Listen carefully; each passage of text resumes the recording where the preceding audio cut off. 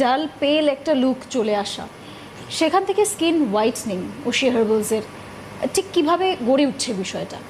দেখো, গরম আসা মানেই স্কিনে আমাদের এক্সেস সিবাম সিক্রেশন হয়, যার ফলে স্কিনটা একটু অয়েলি দেখতে লাগে। যাদের এমনিও ড্রাই স্কিন, অতিরিক্ত ঘামার ফলে মনে হয় যে আমার স্কিনটা বোধহয় তেলতেলে হয়ে গেল। অ্যাকচুয়ালি তা নয়, যেহেতু মানে সিবাম সিক্রেশন হচ্ছে, স্কিনের মধ্যে অতিরিক্ত মাত্রায় সোয়েট রয়েছে, যার ফলে তখন মনে হচ্ছে স্কিনটা বোধহয় আমার তেল তেল করছে। যখনই মুখটা দিয়ে জলটা দিয়ে ধুই তখনই স্কিনটা টেনে নেয়, ড্রাই লাগে, তখন স্কিনটা কিন্তু আরও কালো দেখতে লাগে। আর বিশেষ করে যাদের অয়েলি স্কিন, অতিরিক্ত মাত্রায় সিবাম সিক্রেশনের জন্য মুখটা আরও বেশি পেল লুক চলে আসে।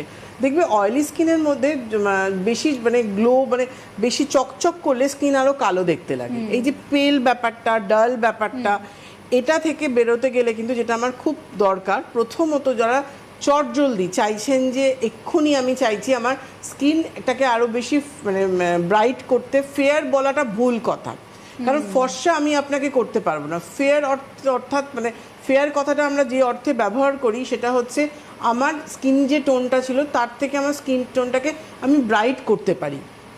যখনই সেটা ব্রাইট হবে তখনই সেটা ফেয়ার লুক চলে আসবে। আমরা আরও অনেকটা জানবো ম্যামের কাছ থেকে, তবে তার আগে শুরুতেই একজন দর্শক বন্ধু আমাদের সঙ্গে রয়েছেন। হ্যালো, কে বলছেন, কোথা থেকে বলছেন?